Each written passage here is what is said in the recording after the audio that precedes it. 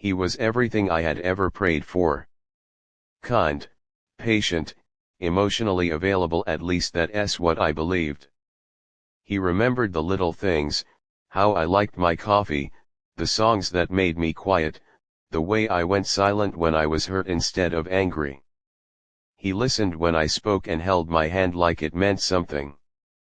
With him, love felt safe, predictable, real. Everyone said I was lucky. And I believed them. For 2 years, he never gave me a reason to doubt him.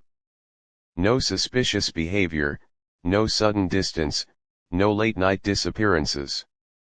His phone was always face down, but I thought that was just a habit. He smiled when texts came in, but I told myself they were work messages or group chats. I trusted him not because he demanded it, but because he earned it. Or so I thought.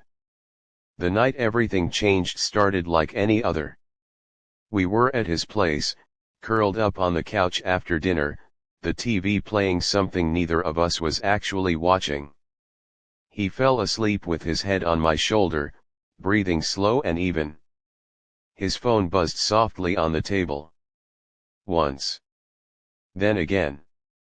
I didn't move at first. I wasn't that girl.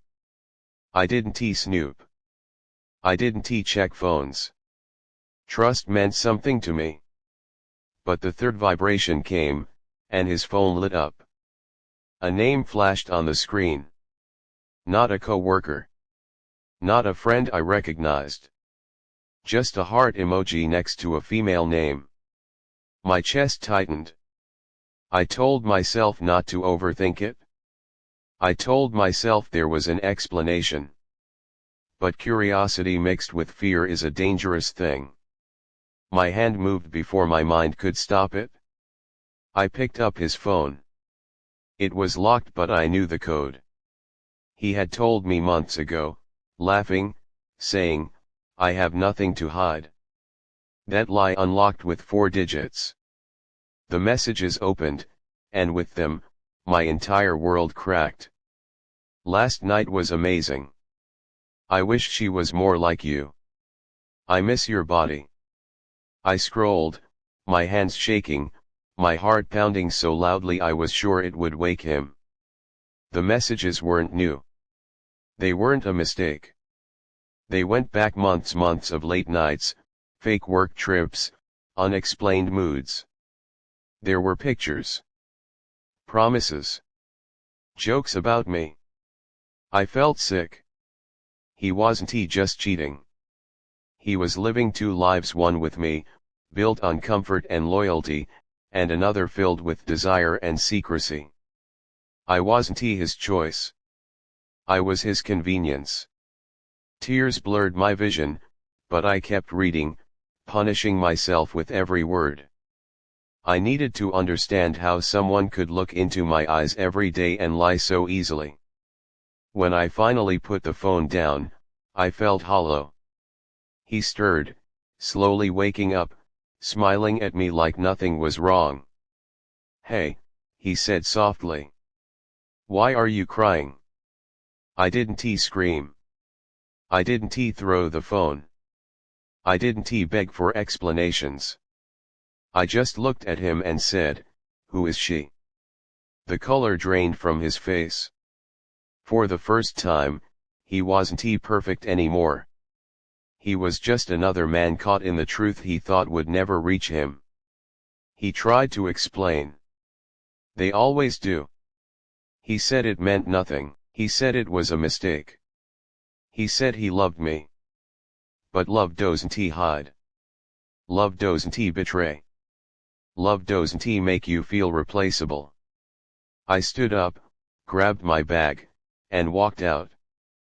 That night, I learned something painful but necessary. Sometimes the person who feels like home is just a beautifully decorated lie. I thought walking away would be the hardest part. I was wrong. The real pain came later when the silence settled in. No good morning texts. No random calls. No familiar voice asking if I had eaten. My phone stayed quiet, but my mind was loud. Every memory replayed like a punishment I didn't ask for. For days, I blamed myself. Was I not enough? Did I miss the signs? Did loving him make me weak? Then he messaged. I can explain. Please meet me. You're the only one I love. I stared at the screen for a long time. Part of me wanted to ignore him forever. Another part, the part still in love with who I thought he was, needed answers. So I met him. He looked different. Tired. Guilty. Nervous. The confidence he once wore so effortlessly was gone. We sat across from each other, strangers pretending we still knew one another. It didn't mean anything, he said quickly. She was just an escape. You were real. That sentence hurt more than the cheating. An escape. So every time life got hard, he escaped into someone else's attention. Every time we argued, he chose another woman's comfort. And I was supposed to feel special because I was real. I trusted you, I said quietly. I defended you when people doubted you. I gave you peace. And you repaid me with secrets. He cried. I didn't. That's when I knew something had changed inside me. He promised to change. He begged for another chance. He swore he would delete everything, block everyone, become better. I believed him once. But trust, once broken, doesn't come back just because someone regrets being caught. I hope you become a better man, I said as I stood up. Just not for me. He reached for my hand, but I stepped back. Walking away that time felt different. Stronger. Clearer. Weeks passed. I started healing slowly, painfully, honestly. I learned how to sit with loneliness without running back to familiarity. I learned that missing someone doesn't mean you should return to them. I learned that love without respect is just emotional survival. One night, while scrolling through my phone, I saw his name again. A long message. Apologies. Regret. I didn't open it. Because the truth was simple now. He lost me the moment he thought I'd never find out. And I found myself the moment I chose not to go back. He was perfect until I read his phone. And I became stronger after I walked away.